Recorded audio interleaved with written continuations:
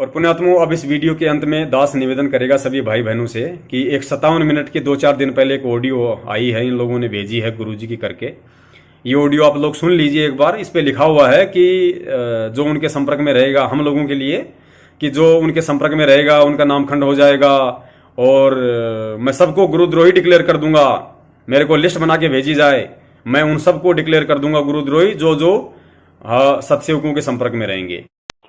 सर्वा संगत से मेरा आदेश है कि जो भी कार्रवाई की जा रही है, जैसे कोई समागम मनाया जाता है या कोई और कार्रवाई हो रही है, ये मेरे आदेश से ये सब भगत कर रहे हैं, जिनकी जो मैंने कमेटी बना रखी है। इनके ऊपर विश्वास करो। अगर इससे अलग चलोगे तो तुम गुरुद्रोही में आ जाओगे। मैं सबकी डिटेल मंगाऊंगा, कौन कौन क्या क्या बकवास कर रहे हैं, उनको फिर मिशन से निकाल दूंगा। ताकि लिए खत्म हो जाओगे भगवान के दरबार से, समझ गए। जो कमेटी मैंने निर्मित बना रखी है वो मेरी सहमति से, मेरी आज्ञा से, मेरे से सलाह करके कदम उठाती है। ये अपने आप कोई भी कदम नहीं उठाते। जो भी कार्रवाई हो रही है ये मेरी हो रही है। अगर इनका कोई विरोध करता है तो मेरा और मेरे वीर भगवान का विरोध करता है। वो पाप आत्मा है, वो हमारे मिशन से बाहर निकाल दिया जाएगा। ठीक है, इस ऑडियो को सबको डाल दो, बता दो हरामखोरों को जो इस मिशन का नाश करना चाहते हैं। ठीक है जी गुरु, सच्चाई। तो पुण्यात्माओं, ये सतलोक आश्रम मैनेजमेंट वाले इतने घटिया है क्या? ये इतने लेजी, इतने सुस्त क्यों है ये लोग? ये लोग गुरुजी का कोई आदेश की पालना ही नहीं करते, नालायक। हम तो पिछले 4 साल से सुनते आ रहे हैं, लेटर भी आए हैं बहुत सारी ऑडियो भी आई हैं। 3 साल से हम सुन रहे हैं कि जो जो पवन के संपर्क में रहेगा, जो जो सत्सेवकों के संपर्क में रहेगा, उसको गुरुद्रोही घोषित कर दूंगा। उन सब की लिस्ट मेरे पास भेजो, मैं सबको गुरुद्रोही डिक्लेयर कर दूंगा। तो पुण्य, और ये 3 साल पहले भी ये ऑडियो आई थी, आप सबने अच्छी तरीके से सुनी होगी। जब मेरठ में हम लोगों ने कबीर परमेश्वर का प्रकट दिवस मनाया 2016 में, तो तुरंत ऑडियो आ गई थी कि वहां जो भी जाएगा उन सब की लिस्ट बनाओ और मेरे पास भेजो, मैं उनको गुरुद्रोही घोषित कर दूंगा। और 3 दिन पहले भी एक 57 सेकंड की ऑडियो आई है कि उनकी लिस्ट भेजो, मैं गुरुद्रोही घोषित कर दूंगा। तो नालायको, सतलोक आश्रम मैनेजमेंट हरियाणा वालों, तुम गुरुजी की कोई तो बात मानो। अरे गुरुजी 3 साल से कह रहे हैं, तुम्हें आदेश पे आदेश दे रहे हैं कि वो लिस्ट भेजो, वो लिस्ट तुम क्यों नहीं भेजते? अरे हजारों लाखों भगत सत्सेवकों के वीडियो देखते हैं, उनकी पुस्तकें पढ़ते हैं, सच्चाई से परिचित होकर मैनेजमेंट से सवाल जवाब करते हैं, सत्सेवकों के वीडियो देखते हैं, हमारे संपर्क में, हम उनके नंबर भी डालते हैं सबके। तो तुम गुरुजी के आदेश की पालना क्यों नहीं कर रहे? तुम वो लिस्ट, आज तक 3 साल हो गई, तुम गद्दारों ने एक छोटी सी लिस्ट गुरुजी के पास जेल में क्यों नहीं भेजी? तुमने उनके एक छोटे से आदेश की पालना आज तक क्यों नहीं की? इसका मतलब यदि तुम लोगों ने 3 साल से एक छोटी सी लिस्ट यदि जेल में नहीं भेजी है गुरुजी के पास, इसका मतलब ये ऑडियो नकली है कि तुम भेजोगे किसके पास? क्योंकि फर्जी ऑडियो है, नकली ऑडियो है। यदि गुरुजी का आदेश होता तो तुम कब का भेज चुके होते, कब के तुम हजारों भक्तों को आज गुरुद्रोही घोषित करवा चुके होते। लेकिन गुरुद्रोही केवल 2-3 भक्तों का ही नाम आता है, संजय पवन, संजय पवन, संजय पवन, तीसरे का कोई नाम ही नहीं आया आज तक। इसका मतलब तुमने वो लिस्ट अभी भेजी नहीं, और भेजोगे किसको? यदि गुरुजी का आदेश होगा तो भेजोगे गद्दारो। तो पुण्यात्माओं, हम कहां डूब रहे हैं? परमेश्वर कहते हैं, बेड़ा देखा जर्जरा उतर चले फड़क। ये परमेश्वर की वाणी है एक, कि बेड़ा देखा जर्जरा उतर चले फड़क। सतगुरु के ज्ञान की ऐसी कुछ वाणी है परमेश्वर की। तो ये पूरा का पूरा जो बेड़ा है, ये सतलोक आश्रम मैनेजमेंट वाले, ये जर्जरा है, इनमें छेद ही छेद हो रहे हैं। इस नाव में बैठोगे तो डूबोगे। और दास निवेदन करता है, हमारा मकसद किसी ये सच्चाई बताकर संगत को हमारे पीछे लगाना नहीं है। और यदि संगत हमारे पीछे लगती है तो फिर संगत मूर्ख है। हम सत्सेवकों ने पिछले 4 साल से आज तक ना ही तो किसी भगत से 1 पैसा ज्योति का लिया, ना किसी भगत से 1 पैसा दान का लिया, ना किसी भगत से 1 रुपया पाठ का लिया, ना किसी भगत से गुरुजी के आदेशों की आड़ में 10वां अंश लिया। पिछले 4 साल से रोहतक में, मेरठ में हर महीने परमेश्वर सम्मेलन करवाते हैं, भगत मिलन सम्मेलन होता है।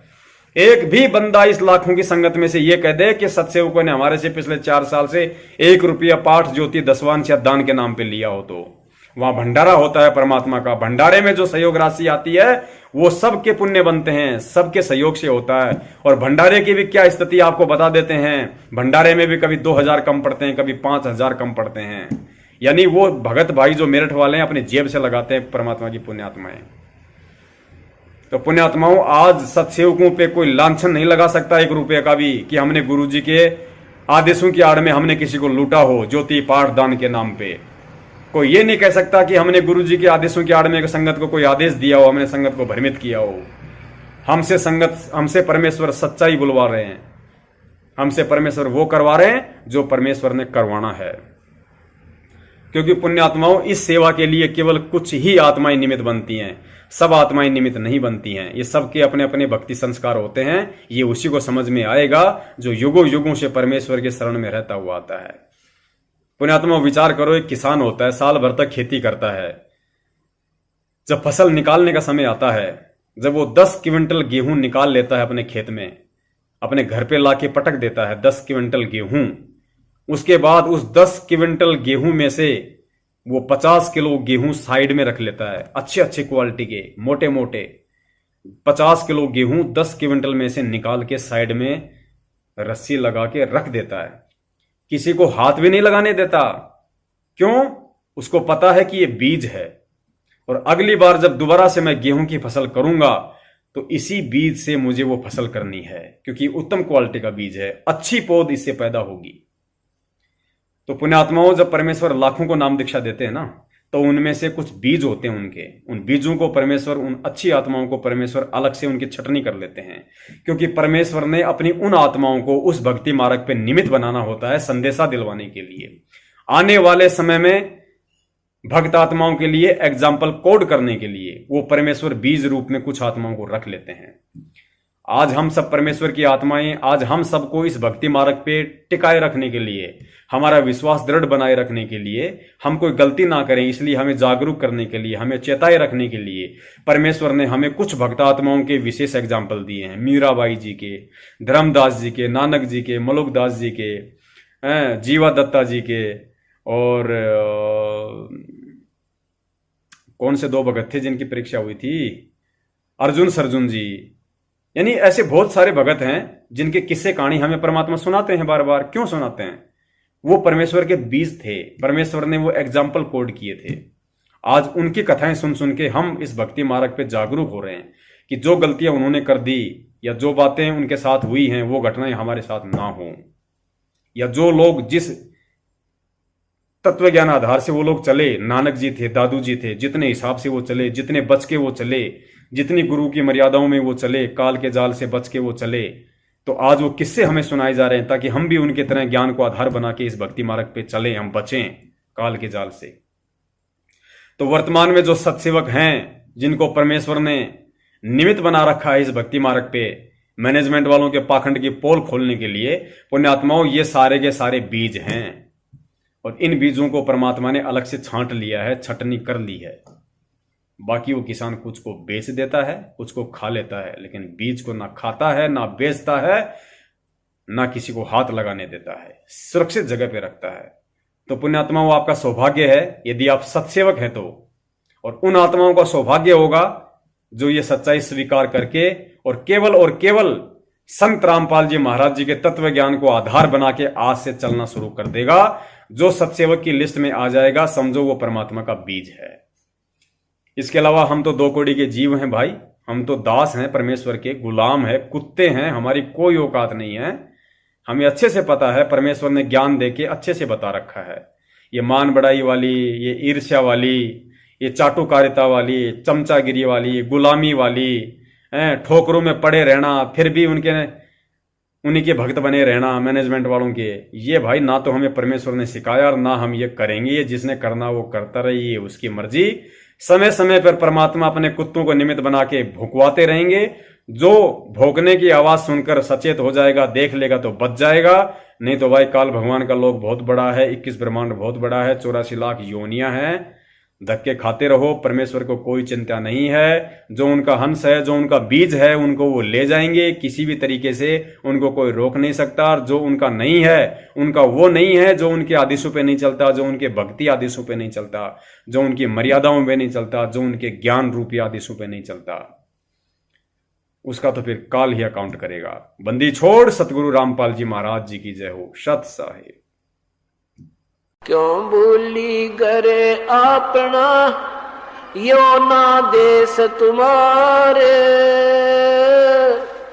फिर पीछे पछताओगे, कर ले सोच विचारे। बिन सतगुरु पावे नहीं घर अपने की राह, सतगुरु शरण लाग के सोरत सबद समा। कई असंख्या कोस है तेरे पिया का देश, एक पलक में पाइयो ले सतगुरु उपदेश। सोन सलैली गल है गगन मंडल के मोई, बिना प्रेम पावे नहीं चाहे कोटि समाधि लाए। नितानंद लोला के चढ़ो मैल मंजारे, फिर ना भव जल आइयो हो ये सुपना संसारे।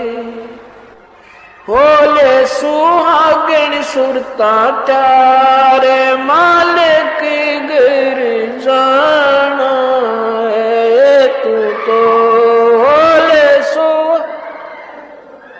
तारे मालिक गिर जाना है, तेरा सोन शखर बरतार।